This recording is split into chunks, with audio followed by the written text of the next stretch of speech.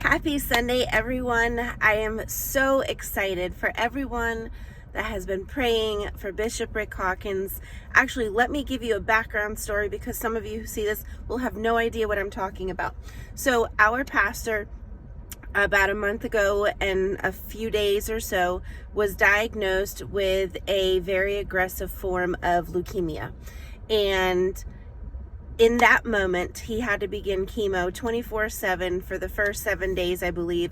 And then after that, he's still been receiving treatments, and he's been in the hospital the entire time. And so thousands, probably even millions of people have been praying for Bishop Rick Hawkins with very precise prayers. Very precise. I'm going to go back to that in a second. But the best news ever is that his biopsies this last week have shown that there's no more cancer in his blood, no more cancer in his bone marrow at all. And today, right before service, he was told he is being released today to go home to finally rest in his own home. Okay, so here is some information about how leukemia works, and it's super important that we do not let up on prayer.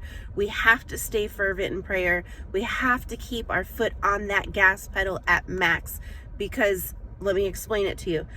The way leukemia works is that just because it's gone, okay, you have to look at it this way. Pretend you have a big family of brothers. Very strong brothers, right? Just because you take out the big brother in prayer, there are still other brothers that are still left over. Okay, I'd rather use an analogy here than giving life to anything that does not deserve life. Okay, so think of it as the enemy has taken out that big brother, but there are still other brothers that can come along and try to sneak attack after healing. Okay, so that is why we can't let up on prayer, and this is why we have to be specific with what we ask for. Do not allow ever anyone to say, and if you do this, please make sure that you stop. Don't ask for unspoken prayers. You have to be very clear with what you are asking for. Okay, very clear with what you're asking for. So I'm getting phone calls during the video.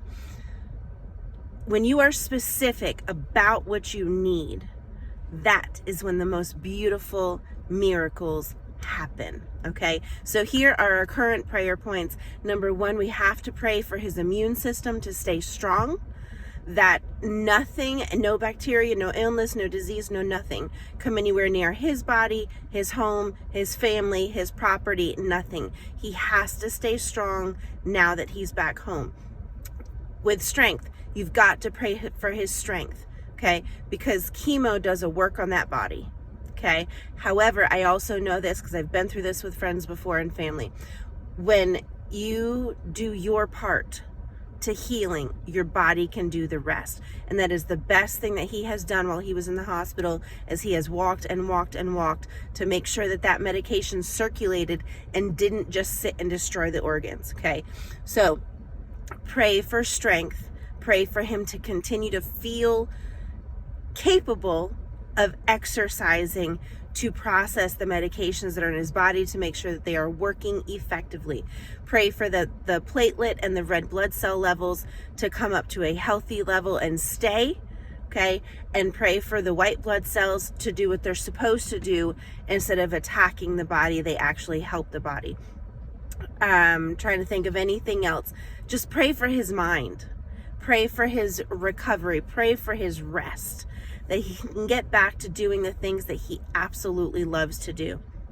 So again, if you are speaking about prayer for others or yourself, always be clear about what you're asking for. You don't have to identify who is asking for prayer, but you can ask for prayer for very specific things, so that way we can get all of us prayer warriors on board, so you and your family can see miracles too. Okay, I love you. Keep praying. Keep that foot on the gas pedal, and let's keep winning for Bishop Rick Hawkins. Have a great day.